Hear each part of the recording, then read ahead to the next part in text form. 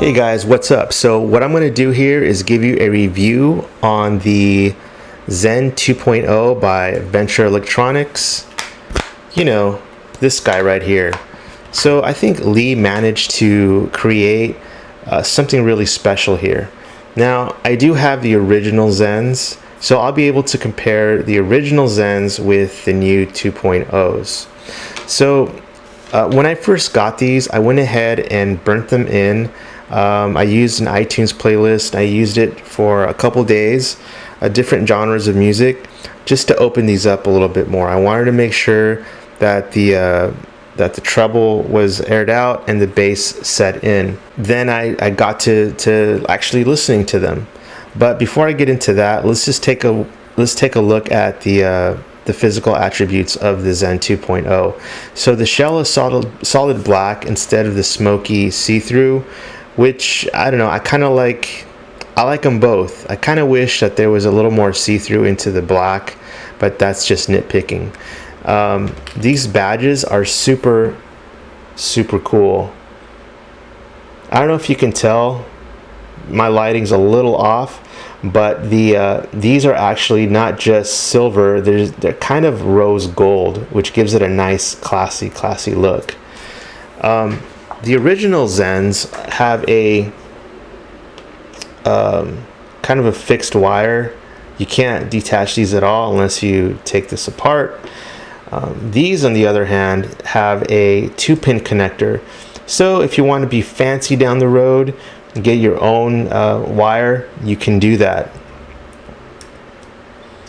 Also, the quality of this connector isn't bad at all. So I kind of did this back and forth, and to see if it actually fits snug, and to see if this would actually be an issue down the road as far as the loose connection. And I don't see that happening. I don't think you would pull these apart every day anyway, but I don't see it being an issue with quality down the road. So well done there. You get a little memory wire there, which is pretty cool. The plug is pretty standard. For the price point, I wish that it had some type of a metal plug, but it works. So how does it sound? Well, so I'll cut to the chase. You take these Zens here, and then you add an extra 10% across the board in terms of better quality. So it is better. It's not a world of difference, but it is better. So the bass is there, which I like in an earphone. You are going to get bass in these. Are you going to get massive sub bass? No, but what you're going to get is you're going to get realistic bass. I've been touting the EMX 500s. Those are really nice, but the problem with those at times is that it's unreal. The bass is unrealistic. This is more concise, tight, and you get realistic reference bass on these.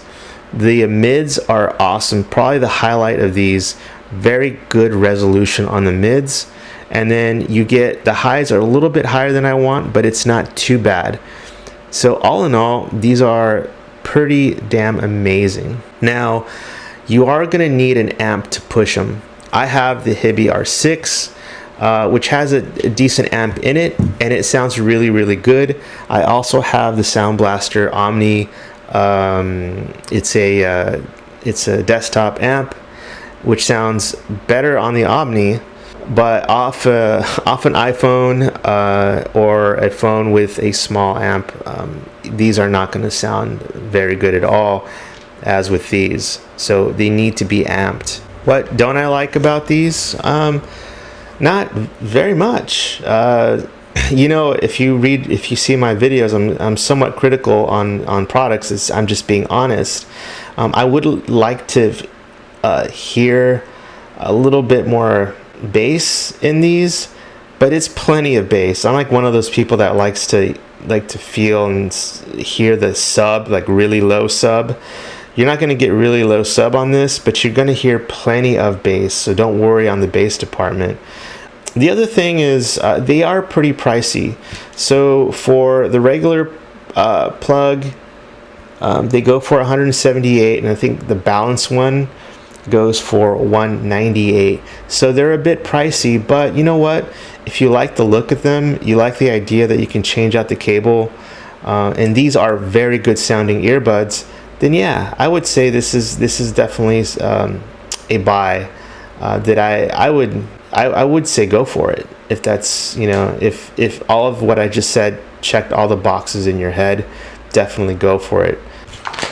But yeah, I think the Lee, the guy behind Venture Electronics, really did something special here, and I'm going to keep these. I'm not going to get rid of them as some other earphones that I do have.